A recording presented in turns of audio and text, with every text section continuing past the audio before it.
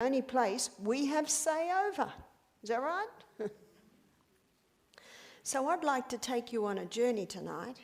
I'd like to take you on a journey through your gastrointestinal tract.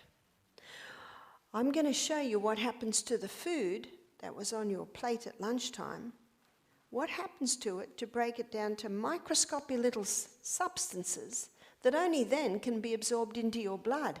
You see, anything that goes into our gut is not part of us, is not part of you or me. It's a hollow tube. It's actually an external environment. It's not part of you or me until it gets broken down to tiny little substances, absorbed into the blood. And what's the blood called? The life of the flesh. When it gets into the blood, then it becomes part of you and me.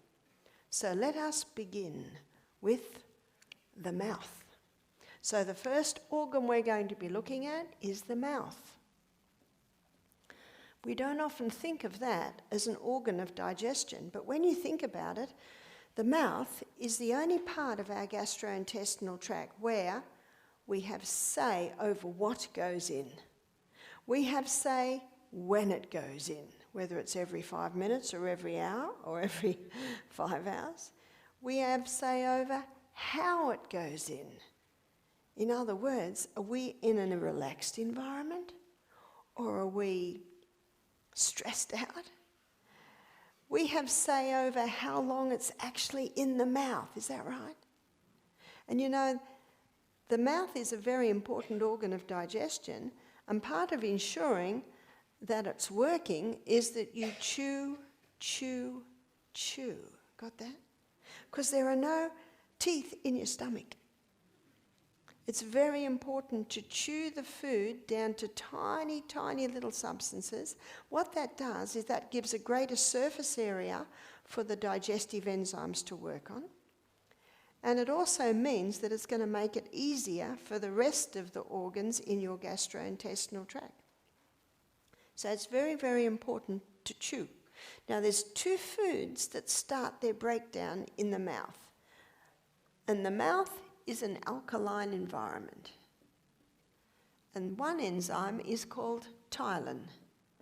Ptyalin is a salivary amylase, and ptyalin breaks down starch. Or another word for starch is carbohydrates.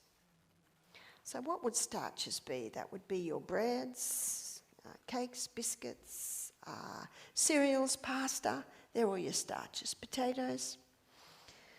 Now, ptyalin is not present in the human mouth until the molars are fully through. So when a baby's born, they don't have teeth. And then usually around 7 months, teeth start to appear, and it's the 4 at the top and the 4 at the bottom. And they're called milk teeth. Do you know why they're called milk teeth? Because that should be baby's main food, milk. And traditionally, for thousands of years, it's always been milk. It's also taste time. This is when and isn't baby tasting everything at that time? Aren't they crawling babies on the floor? And what do? They'll eat a fly, is that right? Any little dot on the floor. You have to be careful not to let any of the bigger brother's Lego be on the floor. In fact, I remember changed my baby's nappy. Do you call it a nappy or a diaper? She was about 8 months old. There was a gum nut, a pink crayon, and a green crayon, and a bit of grass. Whether you choose for them to have taste time or not, it's taste time. And that is a good time to give them a stick of celery. And they'll suck away on that for a while. Or a stick of cucumber. Oh, and they'll suck away on that for a while. And they might take half an hour to get through about 1 centimetre, yeah? It's taste time. Their main food should be milk, because they're the milk teeth. Now, the next teeth that come through are the molars. They come through back here. And what do the molars do? Grind. What do we grind? Grain. When the molars are through, then and only then do the glands release ptyalin. Do you know what that means? Babies have no ability to break down starch until their molars are through. When's that? 14 to 20 months of age. What are mothers told to give their babies at 4 to 6 months of age? Rice cereal. Is that right? In fact, a mother will say, my baby's not sleeping through the night. And the nurse might say, give the baby a little bit cereal even evening, and they might sleep through. Sleep through, they're knocked out. They've got this big lump in their stomach that they can't digest. It defies reason, doesn't it? It totally defies reason. Do you know, it's one of the reasons why so many people have gut problems today. They were fed starch too young as babies. Now, if you look in the back of my book, you'll see my children. And you'll see my sons, built like this. And my biggest son, he's the eldest, but he works out, he's big. He ate no food till he was 16 months of age.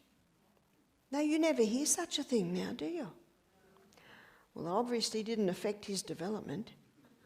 He's a master builder, so it obviously didn't affect his brain. Now, let me tell you a story about a lady who contacted me. She contacted me when her baby was 11 months old. Her baby had diarrhea, her baby had rashes. I found out her baby was very preemie, 4 months preemie. He was little. So she's feeding him heaps of food to build him up. Cakes, bread, pasta. I said, how many teeth has he got? She said, 2. I said, stop all grains. And I explained to her about the tile. It makes sense, doesn't it? You see, when you think about it, babies shouldn't eat till they can sit, till they can get the food, put it in their mouth, and they've got teeth to chew it. That's just basic common sense, isn't it? And you know it's not very common today. She said, what will I feed him? I said, is he breastfed? Yes. I said, that should be his main food. And then he's used to food, so after the breastfeed, you can give him a banana or an apple. Or you can give him, what I used to do is steam up a little broccoli, steam up a little bit of cauliflower, half-steamed bit of carrot. Then they look at it and they see the colour. They taste it. They taste the texture. You see, when you mash it all up together, they don't know what they're getting. Are you interested in lying on your back and being fed slop? No. And babies aren't interested either. We make them interested. Remember, they'll eat anything. As we just said, they'll eat a caterpillar. One lady said, but my baby's grabbing for the food. I said, she'll grab for anything. So back to this girl. Do you know, the rash settled right down. The diarrhea settled right down. Everything was going much better. She emailed me the baby's 14 months of age. She said, Barbara, the baby stopped eating all food. I said, oh, so what do? I put the detective hat on. Why? Why has the baby stopped food? Has anything happened? Oh, he's teething. Do you know they're not themselves when they teeth? Is that right? I said, oh, don't worry about it. She said, but he'd started to crawl and he stopped crawling. Now, he is 14 months, but remember, he's very preemie. I said, don't worry about it. When the teeth come through, he'll eat again and he'll crawl again. She mailed me back a few days later. She said, what if he gets brain damage from not eating food? I said, what? Where's this coming from? Brain damaged. Did God make a mistake with that milk? No, it changes. If the baby's 3 months, it's different to when the baby's 6 months. 6 months is different to when the baby's 9 months, yeah? It's perfect. He doesn't make mistakes.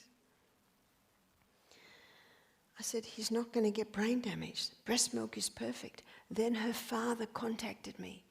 He's a scientist at Loma Linda University. He said, I'm very concerned about my grandson. We believe that his brain might stop developing. I said, why would you think that? He said, well, he's not getting food. I said, did you know that 100, 200, 300, 400 years ago, babies didn't eat food? Do you know what that means? Galileo, Einstein, Mozart, Bach, Handel, they didn't get food till they were 2 or 3 or 4. And did it affect their brains? Brilliant brains. He said, well, we think the baby should go to the hospital and be tested. I said, tested? How are they going to test the baby? Take blood? How traumatic is that going to be for the baby? And what if they say breast milk's not enough? How are they going to feed him? Hold him down and put a funnel down his mouth? Oh no, they'll put a drip in and feed. How traumatic will that be for the baby? Or an IG tube down the Mercy. Mercy's the word. The war went quiet for a while. Can you see you've got to take your fears to the nth degree? What's your fear? That's what I said, the baby's teething. Yeah, he'll settle down. He's getting breast milk, getting heaps. It's enough.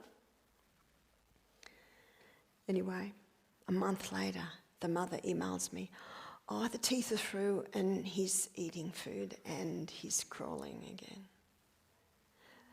The grandfather or her father emailed me, oh, thank you. How can I repay you? Can I give you something? I said, oh, if you want. $400, it went into my account.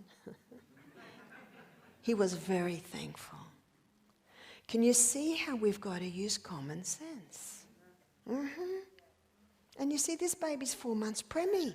He's not going to be crawling or doing anything when most babies are. But you know, when they're all 5, you'll never know. Isn't that true? Now, this is a message that is so important. Women need to know this, parents need to know this, because it's affecting the development of human guts. Something else is broken down in the tongue. In the mouth. Underneath the tongue, there are sublingual glands that release lingual lipase. And lingual lipase is an enzyme that breaks down saturated fat. So short and medium chain fatty acids. So your best saturated fat is the coconut. The coconut is a remarkable oil. The breakdown begins in the mouth. They're the only two that start in the mouth. So important to chew, so those enzymes have a good surface area to break down. Now we come through the esophagus, this area here, through the cardiac sphincter, into the stomach. Let's discuss the cardiac sphincter for a moment. Have you heard of heartburn or, what do they also call it? Reflux. Acid reflux. Acid coming up. What are people given when they get acid reflux?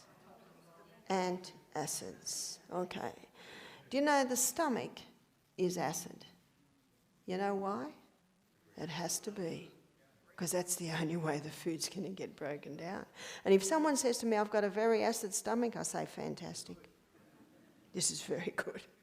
Means your protein's going to get broken down. But then I would say, how do you know it's acid? Oh, it's coming up. Is the problem the acid? The problem's the gate. It's called the cardiac sphincter, and it actually has 2 valves there designed to keep the acid here so it won't go up there. It's one of those valves that doesn't go backwards. So why would acid be coming up? Put the question mark up. Well, in Australia and America, maybe Bermuda's the same, most people eat breakfast like a pauper, lunch like a pauper, and the tea is or the supper, dinner, is king and the queen together. Is that right? And then they fall asleep in the easy chair, and they go to bed, and they've got a stomach full of food. Now, what's it going to do to that cardiac sphincter? It's going to push it, and it weakens it. And that cardiac sphincter is a muscle. And when it's tight, it opens. When it's relaxed, it's closed. So stress can open it if it's weakened. So very simple ways to heal a reflux is to eat breakfast like a king, lunch like a queen, and your dinner, your supper is a pauper, bowl of soup, maybe, smoothie. And take magnesium, because what does magnesium do to muscles? Relaxes them. What if the person's already got irritation up here? Well, there's a herb called slippery elm. Have you heard of it? Slippery elm is the powdered bark of the slippery elm tree, and it coats and soothes the lining. So take it just before you go to bed at night, and while you're sleeping with your empty stomach and your magnesium closing that valve, that slippery elm is coated and it starts healing the lining of the gastrointestinal tract. It is as simple as that. Now let's enter into the stomach. The lining of the stomach looks like this. Big folds, big folds. And those folds are lined with gastric glands. And those gastric glands, 3/4 of them release mucus. Now what that does is that causes a thick mucosa wall to line the stomach. And there's a reason for that, because in these little parietal glands down here, they release hydrochloric acid, and they also release pepsinogen. And in a very acid environment, hydrochloric acid and pepsinogen unite and produce pepsin. And pepsin is the protein breakdowner. So pepsin breaks down protein. But if a person's drinking with their meals, they water down their hydrochloric acid. And they can bring a 2.5 pH up to 3.5 pH. And in a 3.5 pH, that connection doesn't happen and pepsin can't work. Is it a habit in Bermuda? It certainly is in Australia and America, drinking with the meals.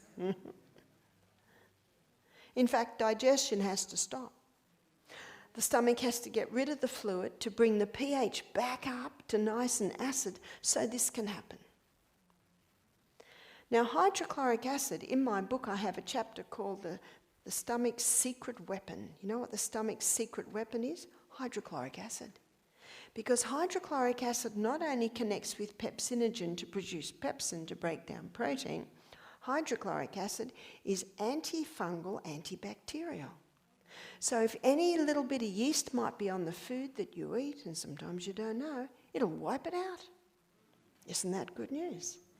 So the only people that get food poisoning, certainly if someone eats rotten food they can, but if the person's got nice strong hydrochloric acid, it'll just deal with it.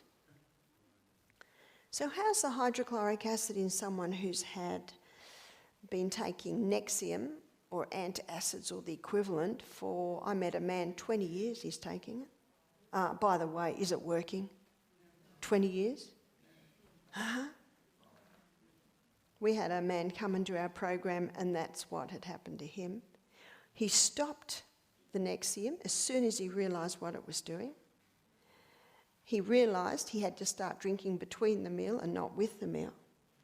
He started to take 1/4 teaspoon of cayenne pepper in a little bit of water just before the meal. You know what that cayenne pepper did? It stimulated the glands that line his stomach to release more hydrochloric acid and pepsinogen.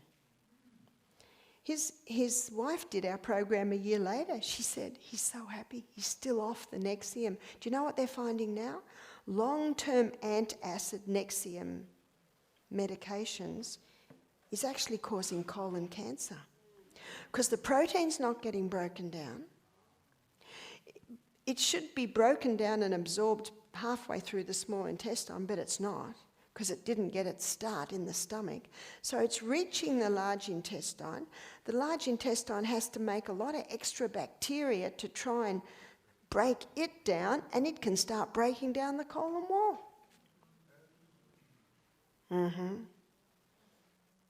It's got to make sense. Something else is released in these glands here, and it's the intrinsic factor. So now I'm going to give you the B12 story. I'll just move that so I don't fall down those stairs. Now we're told B12 is important, and it is. And it's an airborne bacteria. That's why if you pick your parsley and your herbs straight out of the garden, chop them up and eat them, you're getting B12. You eat an apple off the tree, you're getting B12. I would say in your rainwater tanks, which are underneath your house, yeah? I'd say there's B12. It's an airborne bacteria. Now, when B12, let me give you the illustration here. When B12 is in food, it's linked with an R protein. So this is B12, this is R protein linked together. When it gets into your stomach, hydrochloric acid releases R protein and B12. In the stomach, the intrinsic factor, so this is intrinsic factor, it's released. So now B12 and intrinsic factor, they travel all the way down to the last part of the small intestine, and then B12 and intrinsic factor unite, and then they're absorbed into the body. And then they go into a system called the enterohepatic circulation, where it's constantly being recycled via the liver. Because of that, a person can have no B12 in their diet for 20 years before they show a deficiency. Most people with B12 deficiency, it's because they've got low hydrochloric acid or their stomach is compromised and they're not making enough intrinsic factor. Can you see that? Meat eaters and vegetarians alike can have B12 deficiency. So why does meat have B12? Because the cows are eating grass very close to where they did droppings a few weeks ago. It's a bacteria. Now, a vegetarian can get B12, again in homegrown things, rainwater tanks, but also in organically grown root vegetables. There's a book called Proof Positive by Dr. Neil Nedley, an American doctor, and he gives the research in there showing this. So can you see that wonderful proverb, Proverbs 14 verse 6, that says, "A scorner seeketh wisdom and findeth it not, but knowledge is easy to him that understands." So when you understand how your body uses B12, you start to understand where you can get it from. So there's the stomach. The stomach only breaks down one thing. Now, because it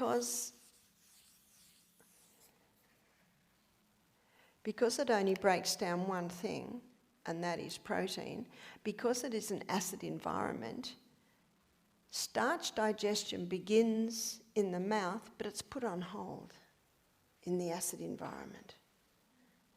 Lingual lipase starts the breakdown of the saturated fat, and that basically just continues its breakdown. But in this acid environment, the enzyme is pepsin, and pepsin breaks down protein.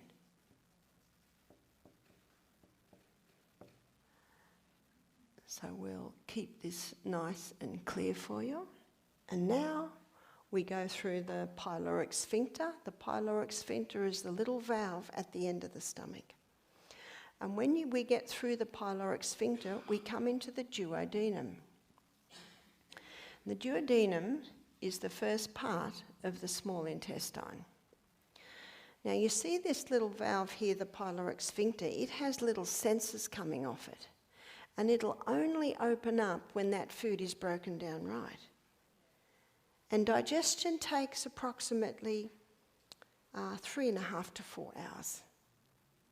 And that's why your stomach loves it when you eat breakfast like a king, lunch like a queen, and tea like a pauper. And it likes all the food in there at once. And then it likes to be left alone.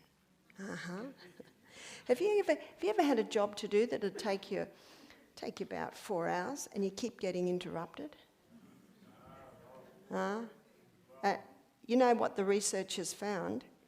When food's put in, and then maybe an hour later a bit more's put in, and then an hour later a bit more's put in, they've found still remnants of breakfast in the stomach at the end of the day. Because what happens is, it's starting to move through. Say breakfast goes in, starting to move through, and then pyloric sphincter opens. And then maybe an hour and a half, 2 hours later, something else comes in. Pyloric sphincter says, quick, shut the gate, something's just come in, it's not broken down. And it stays shut until that gets broken down to the right state. So what's going to happen to this? Ferment. It's going to start to ferment. And then this comes down. So this comes down and joins this, that opens.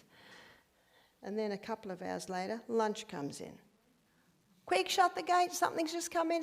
Can you see what's happening? That's why the research shows that there can still be remnants of breakfast in the stomach at the end of the day. That's why you've got to put the food in and let it be. And you know, most children, when they say they're starving, they're just bored. Have you worked that one out? So mother hearts don't melt when the child says they're starving because they don't know what starving is, am I right? No, they don't. Usually it's because they need water. That's why we should stop drinking half an hour before the meal and resume drinking about an hour and a half after. That gives a nice rest. Nice rest for the stomach. After about an hour and a half, most of the breakdown has begun, so water can be taken. Now, if a person's very thirsty after a meal, a mouthful's not going to make a huge difference. But it's the large amounts that certainly wash away the digestive enzymes. So now we're through the pyloric sphincter and we're into the duodenum. Now, before I go there, there's one more thing that I'd like to talk about with the stomach. So if we're going to go, say, 5 hours between a meal, so digestion, 3.5 to 4 hours. Much research has been done to show that. And then the stomach loves a rest of 1 hour. So what's that? 5 to 6 hours between meals? Now there's only 3 food groups that will allow you to do that. Fibre, because it slowly releases the glucose. Protein, because it's in the stomach that protein's broken down. And fat, because fat coats the food a little bit, takes a little bit longer. So our food should contain those 3. So what did I have for breakfast this morning? I had something that wasn't an orange and wasn't a mandarin and had a bump on top. I'm not sure what it was. Some sort of citrus. I had some blueberries.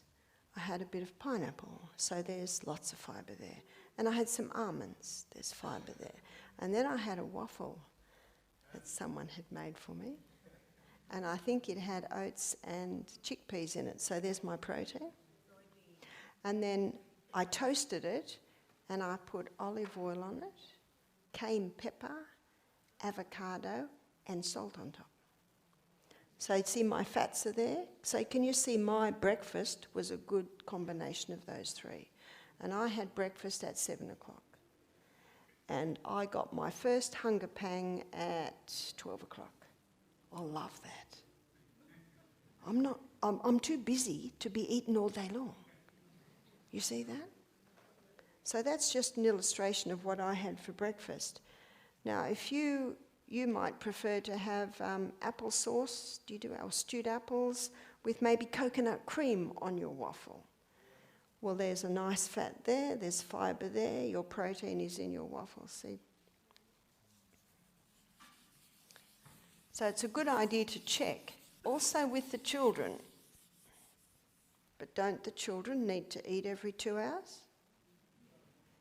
If your children eat every 2 hours, you'll have irritable children, I can promise you, because their stomach's irritated. They'll tell you that they're half dying, and you give them the food and they're happy, but you wait another half hour later. I remember my son Peter, he was very fussy, and we'd have like oat, you call it oatmeal, oat porridge, and they'd have honey and chopped banana and almond or soy milk and nuts on top. If the banana fell into his honey, he'd cry. If the nut touched the wrong part of it. And sometimes, if any of my children cried at the table, out. because you got to protect everyone else's digestion, okay? And when you only feed your children at meal times, they're hungry, okay? Out. I'd go to the door. After a few minutes, are you going to be a good boy now? No! Okay, shut the door. Everyone else. Go back a few minutes later. Are you going to be a good boy now? Good. Come in. He's always very polite. Do you know, if you're always very polite, what are you teaching them to do to you? Mm-hmm. And we start again. And oops, the spoon touched the honey or something. Out. Do you know, one meal, he was out about 5 times, so he didn't get much breakfast that day. Now, he's 4. We actually learnt, I'd say to him, if you don't cry for the first 10 minutes, you can sprinkle carob powder. Do you know carob, C-A-R-O-B? It's like a chocolate-type powder. Oh, and he'd try very hard so he could have that. So we got better at it.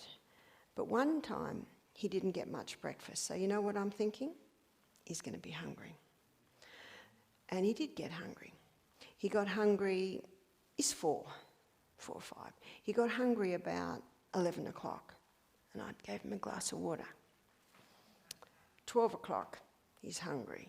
Do you know what I think? If I feed him, he's not going to eat his lunch.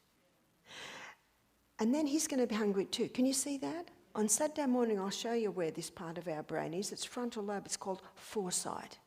One jump ahead. So I said, well, if you sit very still, you can have a small glass of almond milk or organic soy milk, or if I happen to have a carrot, celery and apple juice, a little juice for a little one, that'll keep him going a bit longer. It's 1 o'clock. Lunch is 1:30. I'm hungry. All right, if you sit very still on that chair, you can have a carrot. How long does it take a 4-year-old to eat a carrot? But you make out it's a great privilege. So, of course, by the time lunch is at 1:30, he's eaten about a third of the carrot. Now, if I give him a biscuit or a slice of bread, he's not going to... Can you see that? And I never say to him, well, if you'd eaten your breakfast, you see, that doesn't do any good, does it? No, don't make out they're idiots. They're very smart. And you know what? They appreciate you not saying that. It only happened once. Can you see that? Now, some people think they've got to give the child food, but you don't got to give them food. You have mercy, because the first character of God is merciful, gracious. So that's why I never fed my children between meals. Now, most of the time, I have breakfast like a king, lunch like a queen, and I don't eat at night. If I do eat at night, it will be something very light, like a bowl of soup. But in a couple of weeks when I get home, my grandsons will be there. Now they're 7 and 9 and 12, and they're from Brisbane, and they go to school, and what are they used to? A big evening meal. Now, I'll feed them breakfast like a king and lunch like a queen, and they're going to want something at night, so I give them a banana, or maybe a couple of crackers with a bit of avocado, or a smoothie, or see what I mean? Something little. Now, my sons, who are built like this, who are working hard all day, they eat an evening meal. See, it's something you play with. Our exercise coordinator, the guests think that he's 38 and he's 54. He's very fit and he's very active, and his favourite thing after work is to cycle for 20 Ks. He has an evening meal. Whereas his wife doesn't. Can you see, the evening meal is something you play with? It depends on you, depends on whether you had a decent lunch or not. But as long as the evening meal is the lightest of the day, because you're just going to sleep. Let's have a look at what's happening in the duodenum. Now, the duodenum is an alkaline environment. And to help with this, the pancreas releases sodium bicarbonate. So that as that food's coming through, it's mixed with stomach acid, that sodium bicarbonate helps to neutralise it quickly. Because now a whole lot of enzymes are going to start working in this area that need an alkaline environment. What an amazing body we live in. So in the duodenum, notice we've got the liver, the gallbladder, and that's the bile duct that comes down and meets with the neck of the pancreas. So what's happening here, and by the way, the gallbladder is a reservoir for bile. So if someone's had their gallbladder out, they're still making bile because the gallbladder is a reservoir. Now ideally, we hold on to that, yeah? We hold on to it. So in the duodenum, we've got the liver, which has as its reservoir the gallbladder, and the liver releases bile. And bile is an enzyme that breaks down polyunsaturated fats. So all your polyunsaturated fats are found in your nuts, your seeds, avocados. So your polyunsaturated fats are broken down there. That's the main thing that the gallbladder and the liver do, release bile. Now we've got the pancreas. So the pancreas is another organ that's releasing into the duodenum. And the pancreas releases pancreatic lipase. And pancreatic lipase further breaks down the polyunsaturated fats. But the pancreas also releases pancreatic amylase.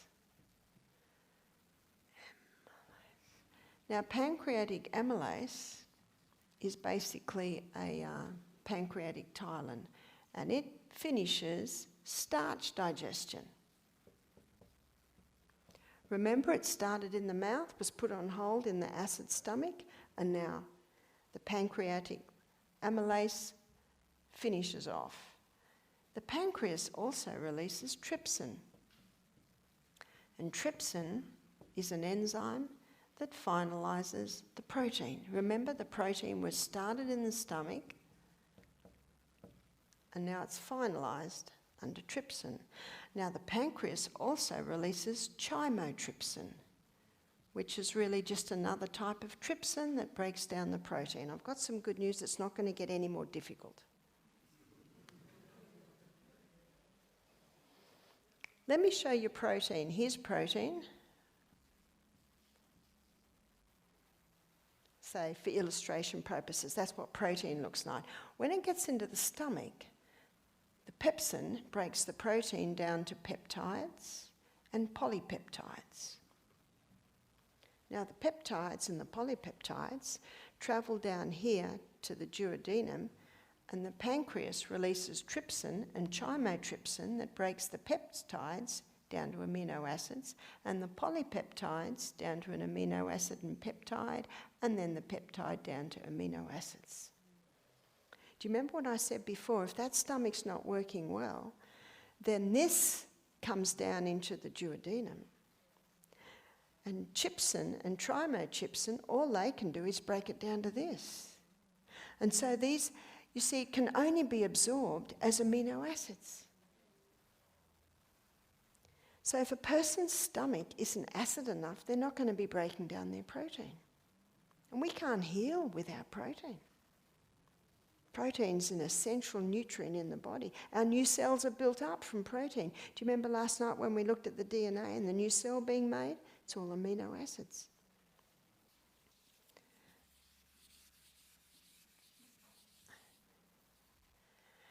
Trypsin, chymotrypsin and pepsin are all called proteolytic enzymes. That means proteolytic enzymes break down protein. Well, God in his wisdom and mercy has put some proteolytic enzymes in some foods. Papain from the papaya is a proteolytic enzyme. And bromelain, which is found in the core of the pineapple, is a proteolytic enzyme. Psalm 104 verse 14, the Bible says God gave herbs for the service of man. Most people who have pancreatitis or cancer of the pancreas die of malnutrition. Can you see why? Okay, students, what's the main organ of digestion? It's the pancreas. Can you see that? Most people don't know that. Most people think all their food's broken down in the stomach. Is that right? Isn't it important to know about our body? So if someone has pancreatic problems, they need to go on some digestive enzymes because they usually die from malnutrition. Because the food can't get into the blood. It can't get out of the gut into the blood. Because it can't finalise this digestion. Okay, another question. Let's say someone has pancreatic problems or liver problems or gallbladder problems. What's the best fat? It would be a fat that doesn't need bile or pancreatic lipase. Can you see that? And that is the coconut. The coconut breakdown begins in the mouth. No wonder the South Pacific Islands called the coconut the jewel of the Pacific. Now, if you go into a supermarket, go to the baby feeding formulas and have a look at their ingredients, and you'll find they all have a saturated fat in them, coconut or palm. Because the immature digestion handles it better because it doesn't need bile or pancreatic lipase. See that? In fact, the body loves burning saturated fat as fuel, whereas it more stores the saturated fats. So if someone wanted to lose weight, what would be the best fat for them to eat? It's hard to say, isn't it? Because we've been so brainwashed against coconut oil. In fact, the body burns it. It's like the Australian farmer. He got a whole lot of coconuts cheap, so he thought he'd fatten up his cows. Well, his cows lost fat, put on muscle, and started bounding round the paddocks. Do you say paddocks? Fields. So if you want to lose fat and put on muscle and start bounding round Bermuda's mountains, what do you eat? Coconut. Knowledge is easy to him that understands, is that right? Yeah.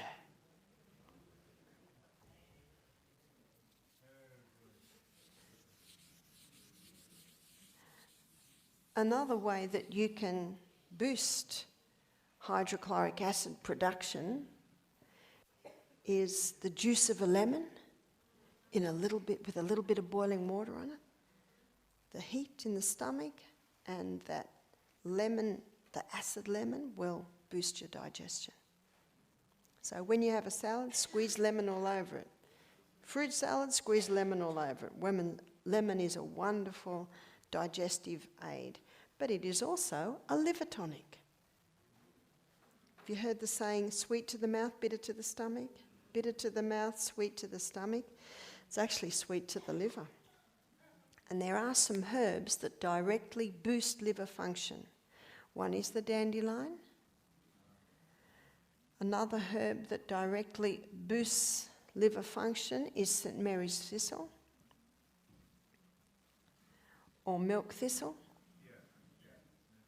And another one is gentian, very bitter herb. And another one is ginger. And ginger is called a sweet bitter. The liver is the only organ in the body that is recoverable. That means it can regrow. So once that liver's given the right conditions, it can recover and it can regrow. So try, if a person has a liver problems, they should have the juice of about 3 or 4 lemons a day. Easy to have it in the water, easy to have it on your meal, but also if they can get these herbs. But I think you've got dandelion growing on Bermuda. Do you know in Europe, they have a hot potato salad in the cool weather, and this is the hot potato salad.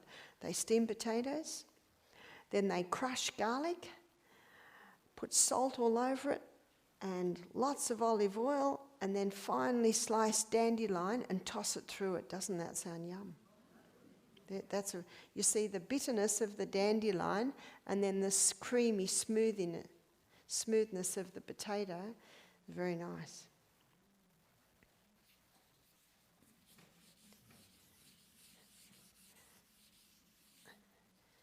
Now we're coming, students, to the grand finale of digestion, which is the lining of the small intestine. Because did you know that most of your food is absorbed halfway down your small intestine? And your small intestine is lined with villi, and your villi basically look like this. And there's a lacteal up the middle, and it's into the lacteal specifically that your saturated fat gets absorbed. And we're going to have blue blood because we're royalty, sons and daughters of the Most High God. So here's our blue blood. Also because I haven't got a red pen. So that's what's inside the villi. Remember, this is your gut, and anything that's in your gut does not get into your blood till it gets broken down to these tiny particles. But lining the gastrointestinal tract, as we looked at last night, is the gut flora. In fact, the two permanent gut floras are Lactobacillus acidophilus and Bifidobacterium. And as we also looked at, when we were in our mother's utero, we had no gut flora. And when we were born, we were literally showered with our mother's gut flora. And remember that thick, creamy substance in the first few days? That's full of gut flora. And now that gut flora is responsible for the final breakdown of our food, putting the final touches. The gut flora is responsible for the absorption of our food. That gut flora is responsible for the protecting our blood against any harmful pathogens. That's our border protection. And that gut flora is responsible for nourishing the cells that line the gastrointestinal tract. And as I looked at yesterday, these cells are remade every 3 to 5 days. In her book, Gut and Psychology, Dr. Natasha Campbell McBride, she calls that the nursery. And then the cells travel up and away they go every 3 to 5 days. How important is that gut flora? So now we need to know, why would someone not have proper gut flora? What would break it down? Antibiotics. Break it down. Statin drugs.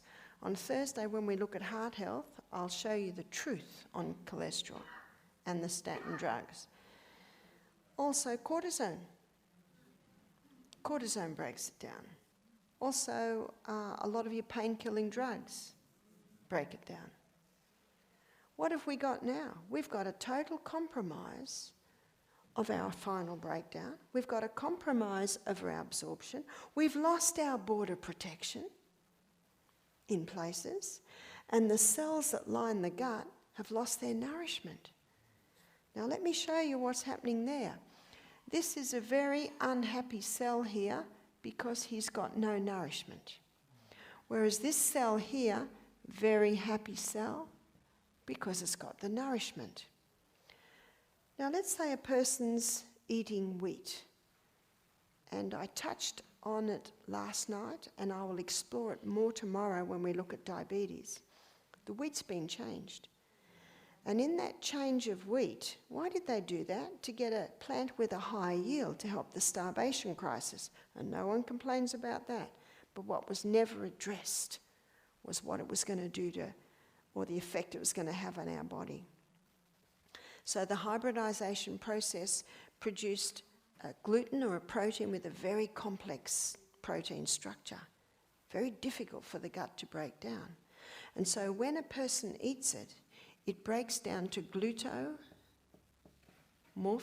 What's morphine? It's an opiate derivative.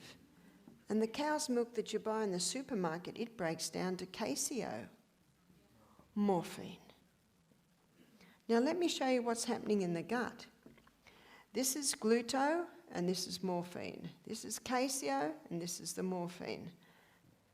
So glutamorphine comes along here Sorry, that's casomorphine. Let's say we've got casomorphine and glutamorphine. They come along here, and that happy, well-functioning cell can knock off the morphine. So only gluto gets in, and only caseo gets in. But glutamorphine and casomorphine come to this unhappy cell. It doesn't have the ability to knock off the morphine. So what's happening now is glutamorphine and casomorphine get into the blood, taken to the opiate receptor sites in the brain, which pick it up. And there are books that are showing that dairy, wheat, and refined sugar can be contributing to mental illness. In his book, Stop Autism Now, Dr. Bruce Fife, he shows that you take an autistic child off wheat, dairy, refined sugar, 50% improvement. There's a book by Jenny McCarthy, apparently she's an actress who had a child who was autistic. She took him off wheat, dairy, refined sugar, 50% improvement. Wow. It's because of this. Dr. Andrew Wakefield, he was a gastroenterologist. Notice I said was. Because he noticed in his clinic that children were coming to him with gut problems. That's why they came to him, but they were also autistic. He did a biopsy of their Peyer's patches. Peyer's patches are lymphatic organs that basically sit there in the colon. And he found every single one of them had traces of the MMR vaccine. So he wrote an article in the Lancet, just of his findings. Well, look at this. Gut problems, autistic, and MMR vaccine in their Peyer's patches. The pharmaceutical company did a witch hunt on that man. He lost his credentials. His laboratory was closed down. He could not even get another job. He had to leave the country. He said, I'm not against vaccines. Just spread them out. And he's written a book. I have his book. It's called Callous Disregard. Because of the callous disregard of medicine to just look at what he was saying. And it wasn't just him. He had a whole team of pathologists. Do you know he has been vindicated? Do you know how they took him down? In research, it's almost impossible to dot every I and cross every T. And there was an I that hadn't been dotted, they took him down on that. In fact, they could take anyone down if they wanted. Can you see why these autistic children go down? They go down because maybe their mother had compromised gut flora. And then they were vaccinated, which further brought the gut flora down. And then they're fed cow's milk. And then they're fed cream of wheat at the age of 4 months. Can you see all the link? Now, some children get vaccinated and they don't appear to have a reaction. But many go down more than we think because it does not get into the newspaper. I have a friend who's a nurse. She said they come in all the time, the vaccine-damaged babies. She said, we are forbidden to say. She said, we've got to say, no, it's got nothing to do with it. It's bigger than we think. We don't think it's there because we're not told. And are they going to tell us? In his book, Stop Alzheimer's Now, Dr. Bruce Fife says, for Alzheimer's, dementia, Parkinson's disease, Huntington's chorea, multiple sclerosis, stop the wheat, dairy, refined sugar. 50% improvement. Now, I have a book called Grain Brain, and that book's written by Dr. David Pertmuller, who's a neurologist. And he quotes cases where psychiatrists are taking their schizophrenic patients off wheat, dairy, refined sugar, 50% improvement. Whew. It's a struggle for most people because most people, that's what they eat. Is that right? But we just have to go a little bit further afield and we'll find rice. We'll find millet. We'll find other grains, even spelt and kamut breads. They're the wheat that hasn't been hybridized. But you can see why this is happening. So how can we restore gut flora? I'll give you the story of a man that came to do our health program. He was 65, his wife was 64. I said, "What's your reason for coming to our health retreat?" He said, "My wife wanted me to come." "Oh, tell me what you eat." "Oh, I like bread and I love milk, and I have bread and coffee with milk for breakfast. I have sandwiches and coffee with milk for lunch, and I have a big steak every night. I don't like vegetables, and after my evening meal I have a couple of scotches." Oh. Often I just go, "Oh." Can't say right, can't say this is terrible. Oh, just write down. "You want any medication?" He said, "Yes, I'm on steroids and anti-inflammatories because I've got irritable bowel syndrome." Oh. And I wait, and he says, "I went to the doctor recently, they can't do any more for me." You know what they start to do next? Chop out parts of the colon. I said, "Oh." I said, "I've got a herb that may help. Would you like to try it?" You see, you've always got to get permission. He said, "Oh, I'm here, I may as well." So I gave him slippery elm 3 times a day. Now, we also gave him, number 1, a probiotic. Probiotic means for life. And you want to take your probiotic 3/4 of an hour before breakfast if you have a gut problem, because because in the morning your pyloric sphincter is open, and you want it to go right down there. Can you see that? But if you have it with breakfast, your hydrochloric acid could very well wipe it out. You see that? So we gave him probiotic. We also gave him slippery elm. Now there is one other herb that's similar to slippery elm, and that is aloe vera. And I'm sure you could grow aloe vera here, yeah? Wonderful herb. Aloe vera and slippery elm both contain growth stimulants, so they can stimulate rapid healing in the lining of the gut. Isn't God good?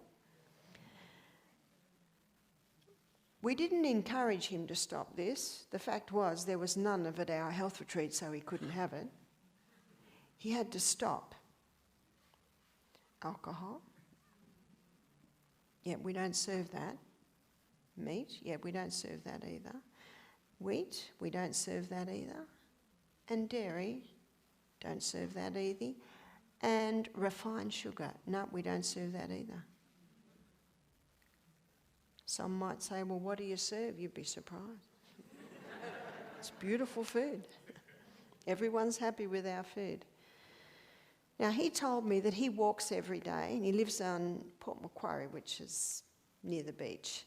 And he said, "I walk for an hour, and I walk along the edge of the beach because," he said, "I know where the toilets are, because I need to go 4 times.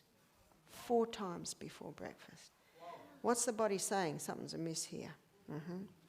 And then he goes a couple of more times before lunch, and maybe once in the afternoon. What's that? 4, 5, 6, 7 times a day. Is something wrong?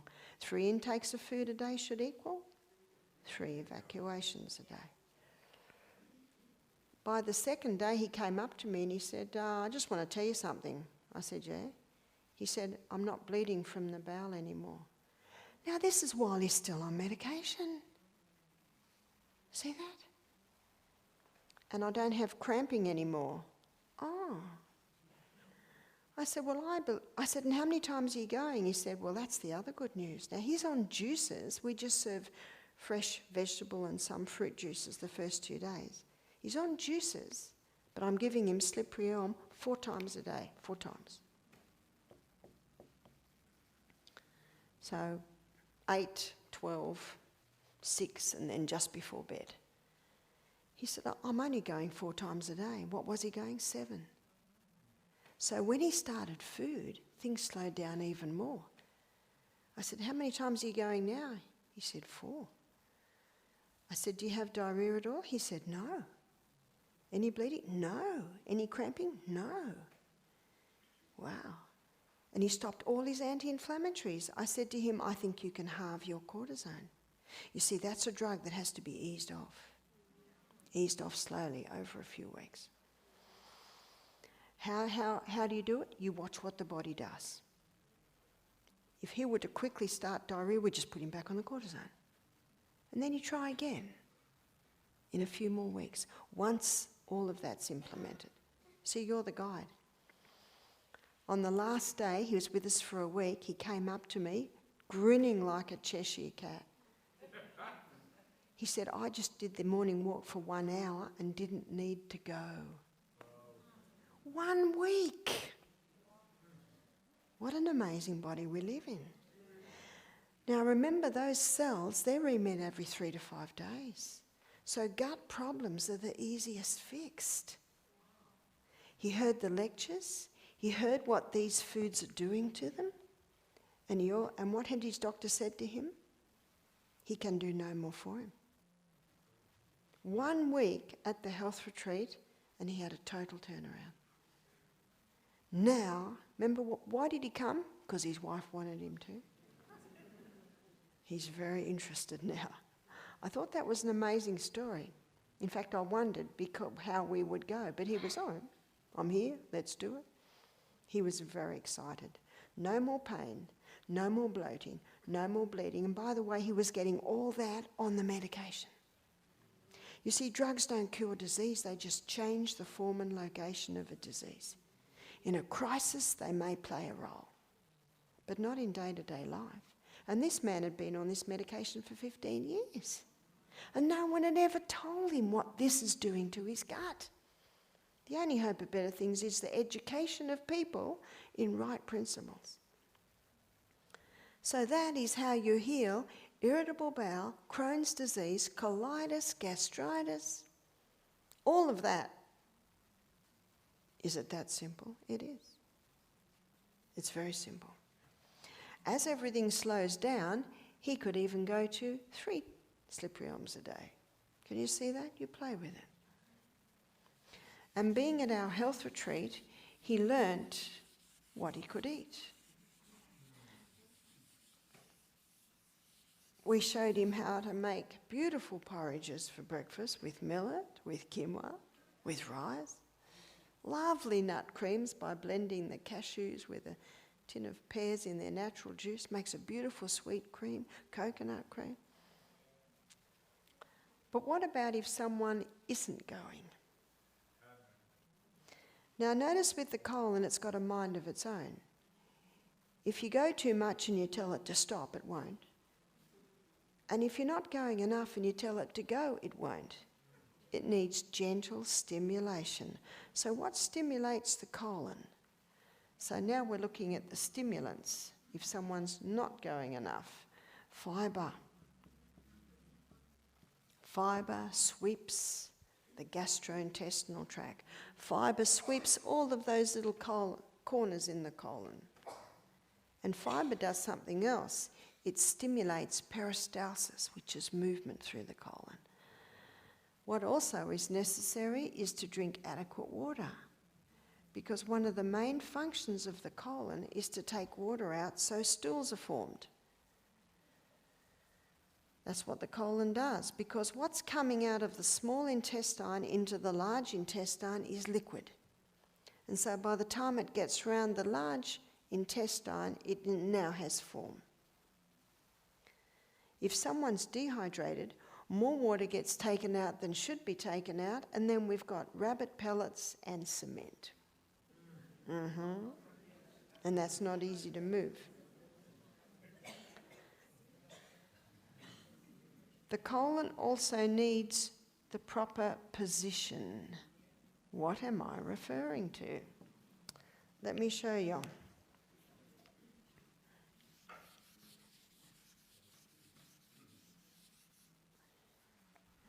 Now, when someone's sitting on the throne,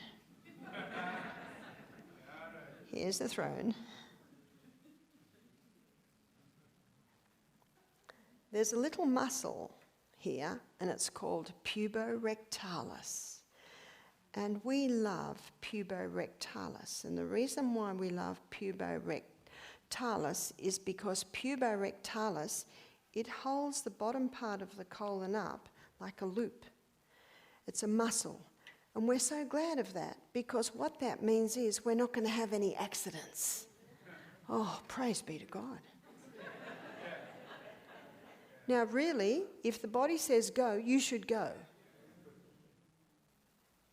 And many people don't. Now, that's basically there. The planes are about to land and you cannot go. You're in a traffic jam and you cannot go. So we're very glad there are times when we can hold. But some people don't go because they just want to finish reading the newspaper or finish the show on television, or can you see that? Or they're talking on the phone to the friend and it's getting interesting and they don't want to go. You've got to go. It's very important to go because that really can weaken the sphincter at the end. Now, when a person's sitting like that, puborectalis remains taut. Now, things get through, and we know they get through. But if a person were to buy a little stool and put it in front of the throne so that when they're sitting, their knees are up, mimicking the squatting position, then puborectalis relaxes. So when we are in the squatting position, puborectalis relaxes like that, and then that opens the colon right up. And the contents pass with great ease. Now, in Africa, Asia, India, many toilets you see a hole on the floor. Now, I was in India only 6 weeks ago, and I flew out of Delhi on my last night, and I stayed in a very beautiful 3-story apartment with a family. And I had my own room, and I went into the bathroom, and it's a hole in the floor. Now, it's all marble, it's all beautifully tiled, all clean, flush. There's a hole in the floor. Do you know, in many countries, traditionally, that's how they went. Well, because we're all so civilised today, Bed Bath & Beyond is a shop you can get in America, Australia. They sell Squatty Potty.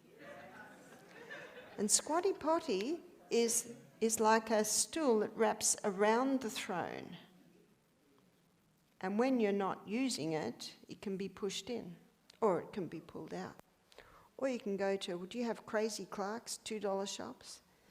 Maybe you don't have them in Bermuda, but often in department stores or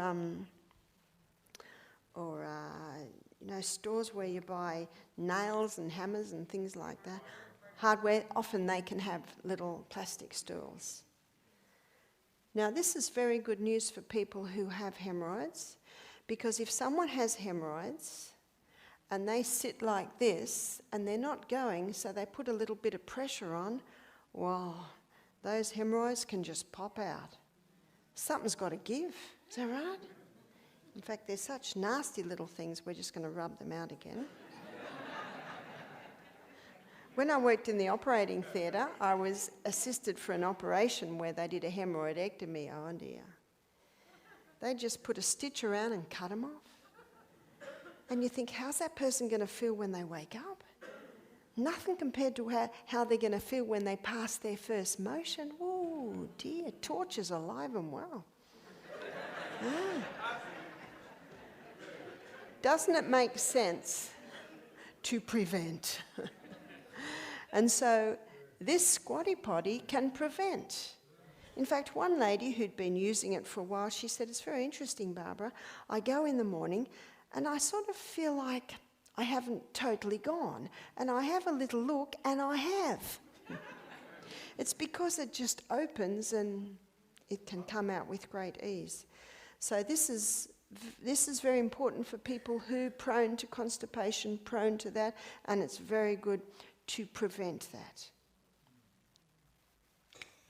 So position is important. Exercise is important, because when you exercise, you increase the circulation of the blood to the colon, and when you exercise, Whether it be rebounding or cycling or walking, every step that you're taking, you're moving.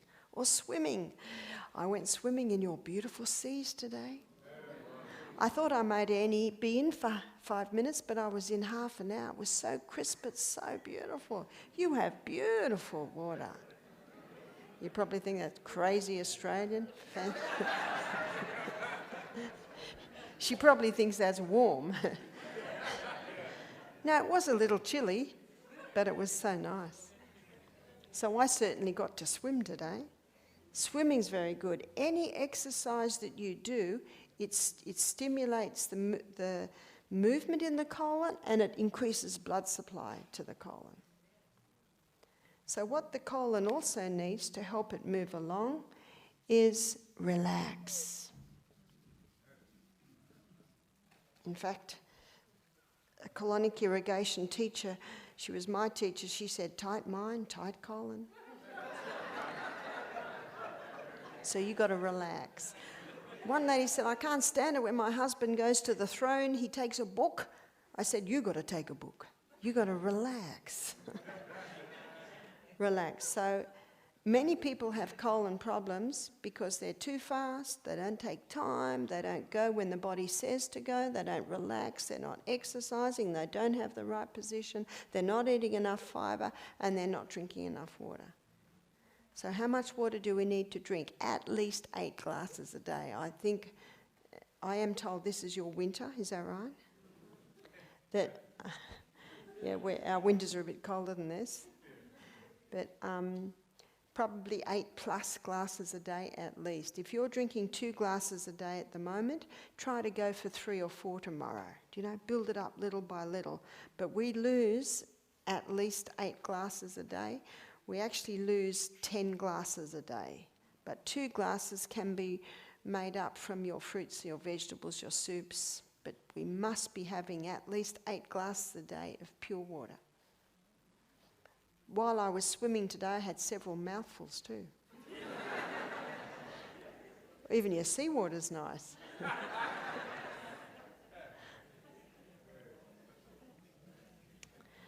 Now, one lady said to me, she said, I'm doing all this and I'm still not going.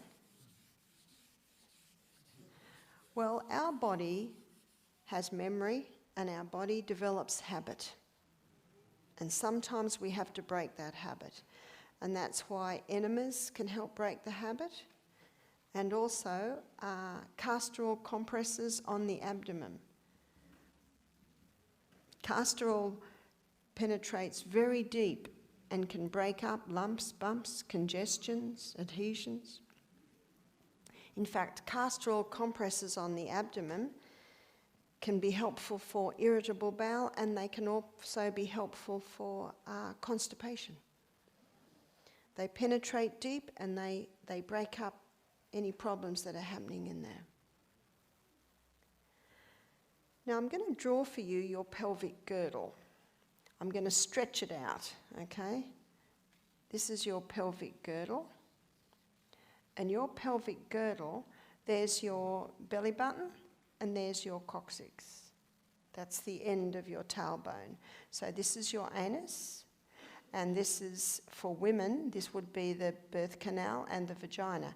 Now what happens, sorry, that is the vagina, so your urethra.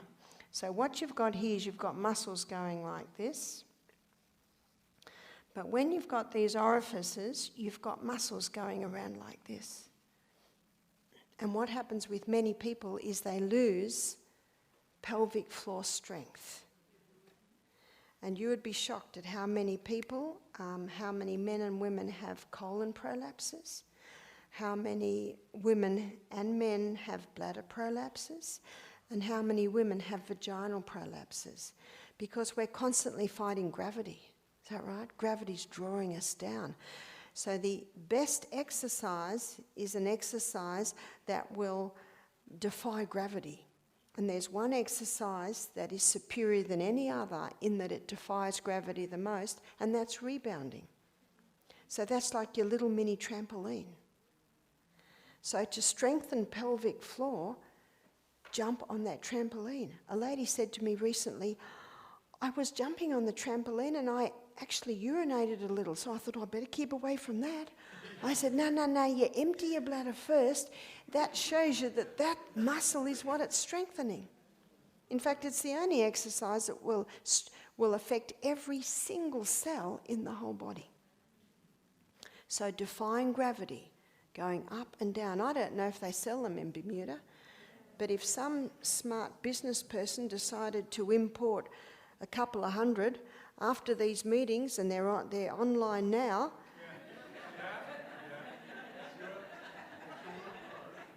you want to make a small fortune? Nothing does it like the rebounder. It is the easiest exercise, it's the shortest exercise, and you can just put it in your home.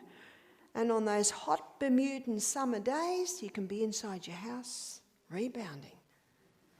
So to strengthen your pelvic girdle, rebound.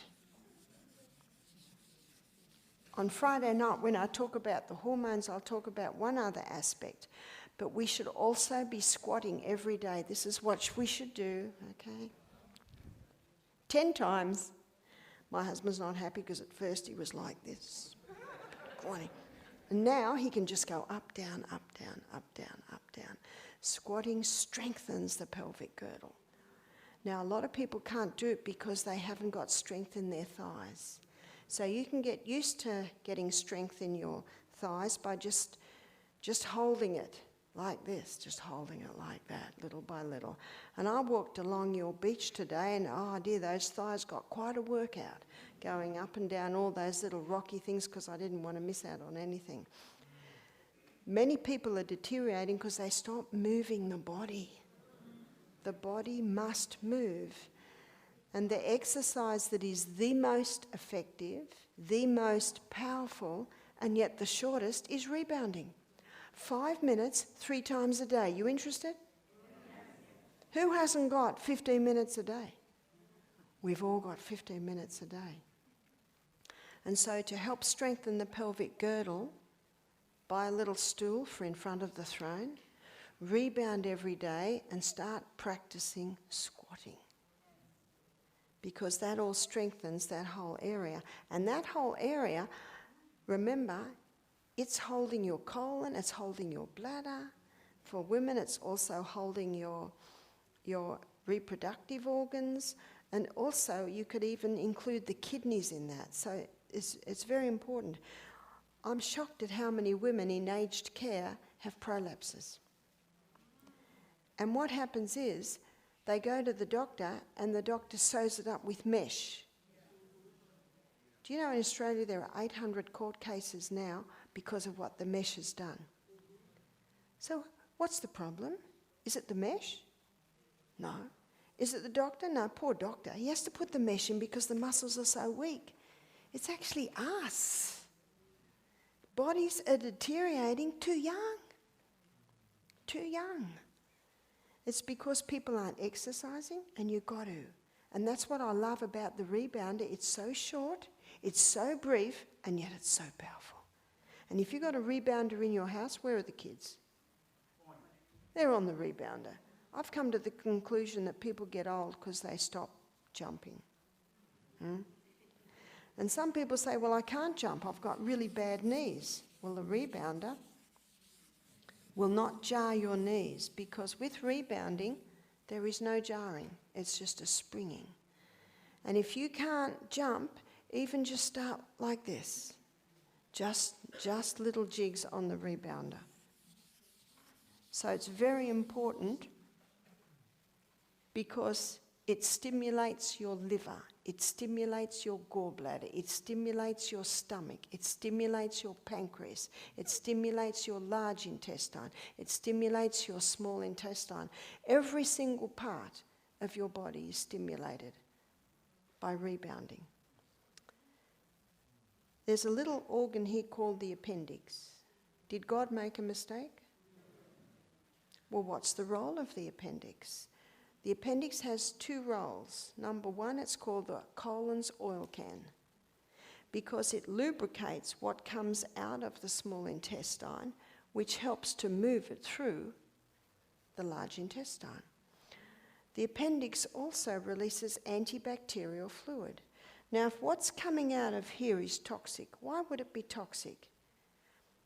You see, dogs, they can handle meat because their gastrointestinal tract is only about 1 metre long, maybe 1.25 metres long. Whereas human beings' gastrointestinal tract is 8.5 metres long. And by the time meat gets through here, it's starting to putrefy. Have you ever left meat in a warm environment for 8 hours? And yet, people are eating meat because it's got no fibre. Sometimes they're going once every 24 hours. So what's coming out of here is pretty toxic. You see, when vegetables break down, they ferment. And the fumes from the fermentation are not toxic like the fumes from the putrefaction process. That's why if someone insists on eating meat, I say, well, you've got to eat a lot of vegetables to try and get that through in time. In countries that traditionally were always vegetarians, there was never colon cancer. But in many countries that traditionally have been vegetarians, they're starting to become meat eaters because of transport today and because many countries think that to be affluent, you have to eat the meat. It's like one lady, she said, I was brought up in Lebanon on lentils and cannelloni beans and minestrone soups. And she said, now my parents have moved to Sydney and they have come up in the world, so they're eating meat. Can you see that? She said, I had a friend coming for tea and I said to my mum, she's vegetarian, so can you make some of the beans? And her mum said, I'm not going to serve poor man's food. Do you know, the fact is, the meat is the poor man's food. It's second-class food, whereas the legumes are a much cleaner, burning protein. Meat only burns at 42%. 58% is burnt as fuel. That's meat. That's a 42% waste. That's not a very efficient fuel, is it? So in many ways, meat is not the best food. If you look at the gastrointestinal tract, it certainly isn't there. And so when it's coming out of here, let's say a person had meat for their main meal and then finished with ice cream and chocolate flavouring, high sugar. Well, what does that sugar do to the putrefaction process? Just feeds it. So what's coming out of here, in many people that eat like that, is toxic. And so now the pancreas has to release a lot of antibacterial fluid to calm that down. And sometimes when it's really toxic, that poor pancreas gets overworked and it starts to get irritated and swell. What's that? There's your pancreas. That's your appendicitis. Appendicitis. Yeah. So that's the role of the appendix. So to make life easier for the appendix, make sure you're drinking a lot of water. Make sure you're having a plant-based diet, because the plant-based diet, it also sweeps this gut, whereas meat does not. There is no fibre in meat at all. So not only when it comes into here is it fairly putrid, but there is also no fibre to move things through the gastrointestinal tract. So what if someone still isn't going every day? Well, there are some herbs that you can use to move things along. So what I'm going to do is give you the name of these herbs, and these herbs can help move things along until the body starts going by itself.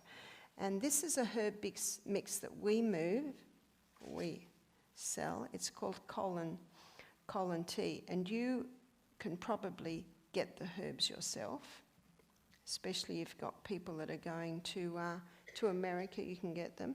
So it's 1 part cascara and 2 part licorice, which is a root, and 3 part buckthorn.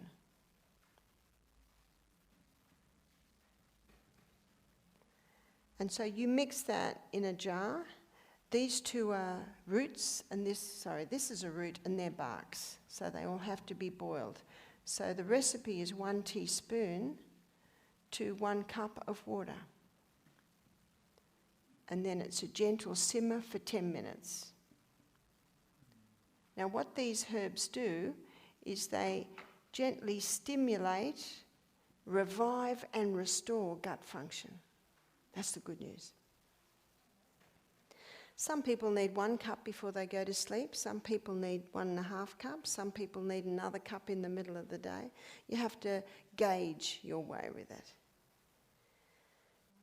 Now I did mention an enema, which is just warm water going into the colon so the person can go. Been used for centuries all through Europe when people have problems there.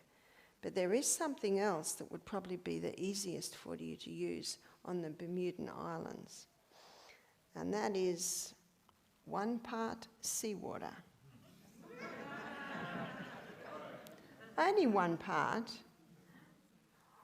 1 part hot water. And 1 part fresh water. So can you see that only 1/3 is seawater? And you can drink usually 1 litre of that in the morning. If a person's really brave, they can even go to 2 litres. And that will create movement.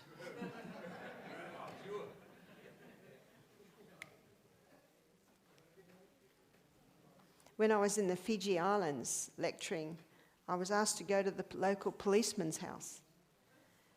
And he had liver problems. So I began to investigate and I found out that he goes to the bathroom once a week. And he'd been to hospital and they didn't know what to do with him. They did liver function tests, and they said, but can you see why? We've got to find out why. And so there was a local doctor who was interested in natural things, and he let me use one of his rooms. So I had a male friend who, what we did was we gave him the 2 litres. We went and got the seawater, because in Fiji, it's like the Bermudan Islands, there's water everywhere. And the doctor also had an enema kit. And so I got the male nurse to give him 2 enemas, so twice the enema went in, and a few little hard pellets came out. That was it. So I said to him, well, we've put water in there and it's going to soften it. We've put water that way. I think by the morning you'll have a result. This was in the afternoon. Well, I was flying out the next day and we visited the local policeman on our way out, and when he opened the door he had a very big smile on his face. What did that tell you? Baby's been born. And he was just standing there smiling. I said, now you got to drink water. You got to go to a plant-based diet. He said, I will. And if ever things slow down again, just mix up your drink. So that is a simple one, and that's certainly, not everyone can handle drinking that much of lightly salty water. But it's better than drinking seawater, which is pretty tough. That's why when I swam, I just had a mouthful here and there. You can handle that. And so ends our journey of the gastrointestinal tract. But before we totally end, there is one more ending that I need to give you. Is there hope other than sitting with a stool in front for hemorrhoids when they're very painful? There is. I think you can get castor oil from the chemist. You get a cotton ball and you soak it with castor oil and you mould it into the shape of your little finger and freeze it. Now it's going to take 3 days to freeze. And then when it's solid, and that's the only time you can do it, you can insert it like a suppository into the anus before you go to sleep at night. It'll bring great relief, and that freezing will shrink up the hemorrhoid, and the castor oil will soften and soothe it. And in the morning when you do your daily evacuation, you will pass it out. So if you are a person that has trouble with hemorrhoids, I would make up lots of them. Remember, it cannot be used until it's frozen, or it'll be impossible to insert. And be patient, because it can take a few days to freeze. But that can bring great relief. Now remember, in Galatians 6 verse 9 it says, "Let us not be weary in well-doing, for in due season we will reap if we faint not." And there's another one in Hebrews 10:35 where it says, "Cast not away therefore thy confidence, in the which is great recompense of reward. For ye have need of patience, in that after ye have done the will of God, you might receive the promise." So be patient. It might have taken 20 years to get this bad, but the good news is it won't take 20 years to heal. But it might take a few months, or it might take even a year. What I'm going to do now is I'm going to answer some questions that have come through. And this is what I can do every night. So the question here is, does black seed oil really work? What are its healing properties? Have you heard of black seed oil? Yeah, there's a lot of hoopla about black seed oil, and I think that it does have some healing properties, but what I know is that there are no wonder cures. There's only one wonder cure, and it is the human body. So you can try the black seed oil, and if it helps, use it, because it is high in antioxidant. Anything dark is. So your blackberries, your blueberries, your beetroot, your black turtle beans, anything that's very dark is very good at building blood. I personally never used black seed oil.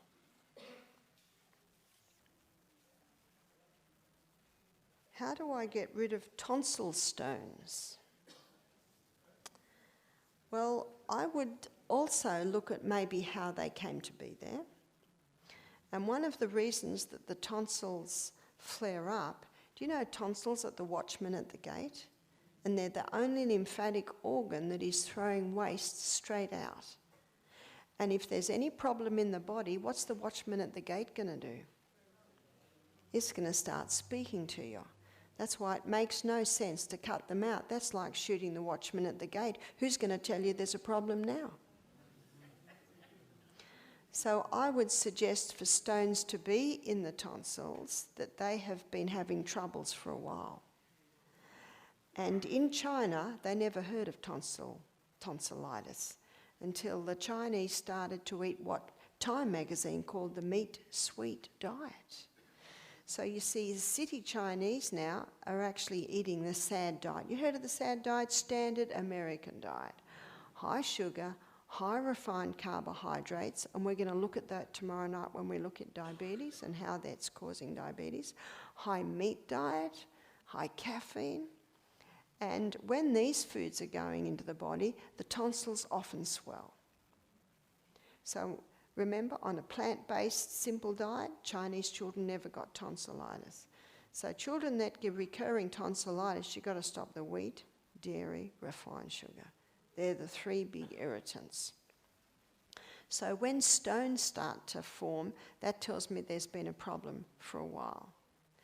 And so what you can do, because castor oil is not really good inside the body because it can be a bit irritating, but the person can gargle with castor oil. So if you gargle with castor oil, it will coat the tonsils. It's not very nice stuff, but you gargle it and just spit it out. And when you gargle with castor oil, it'll coat the tonsils, and then that castor oil will penetrate and it can break up the stones. And again, the person that has it must stop the wheat, dairy and refined sugar. Now there's something else that you can do that helps to pull up waste from the lungs, from the sinuses, from the whole neck area, and that's oil pulling. Have you heard of oil pulling? Oil pulling is putting a spoonful of coconut oil in your mouth and swishing. Swish, swish, swish, swish. You swish for about 10 minutes and then spit it out on the grass, not down the plug hole, because the coconut oil will go hard and you're going to block up your plumbing. So spit it out on the grass and take some water and rinse it a few times and spit out again. Why is it called oil pulling? Because it pulls waste out of the tongue. It pulls waste out of the glands under the tongue. It pulls waste out of the blood vessels under the tongue. And if a person's got a bit of a chest problem, after they've oil pulled, they'll find they'll cough up a few lumps. And I've had people tell me with sinus problems that after they've oil pulled, it seems to pull the waste from the sinuses as well, and they blow the nose. That's why it's called oil pulling. What a person can also do overnight is wear castor oil compress around their neck. And then the castor oil can penetrate deep through, because that's what castor oil does. What are the effects of marijuana?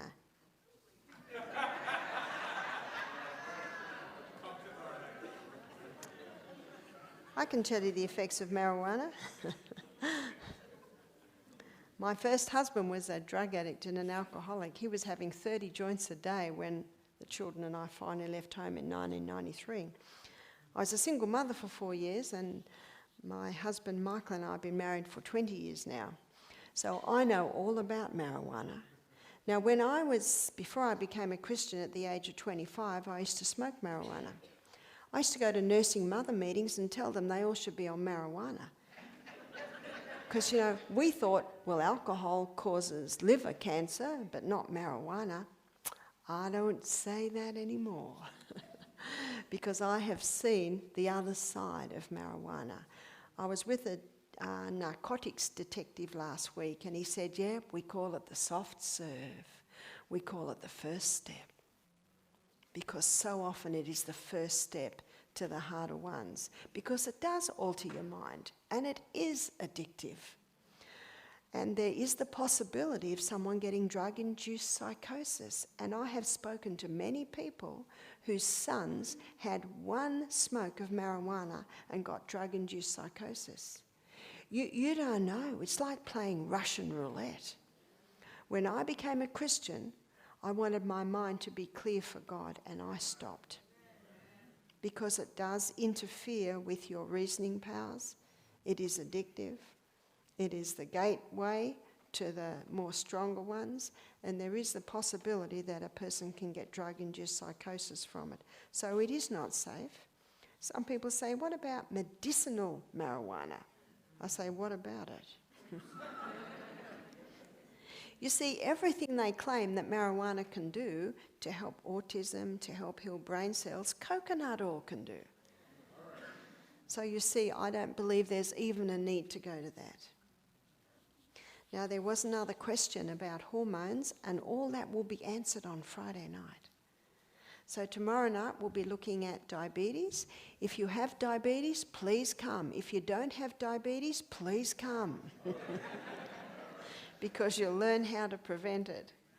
And then on Thursday night, everyone that has a heart should be there, where we look at heart health and high blood pressure.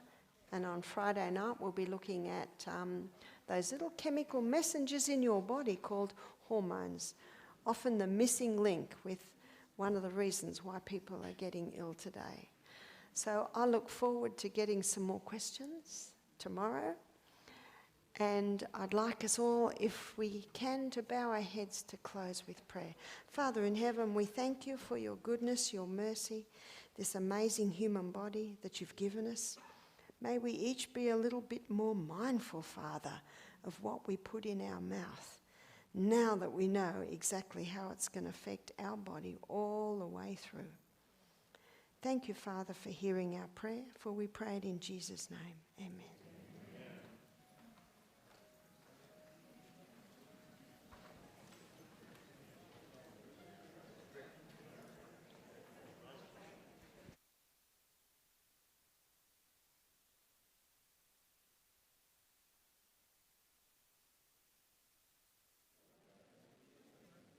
Hello. All right, just a quick reminder that on the screen there, you can get some more information. There have been many people asking how they can get some books and DVDs. If you get that information up there on the screen, you can get some information on how to get that. As you do exit, please remember that the question box is there that you can leave your questions to be answered tomorrow. And lastly, if you are feeling blessed, please leave a free will offering donation to help offset costs. Have a blessed evening.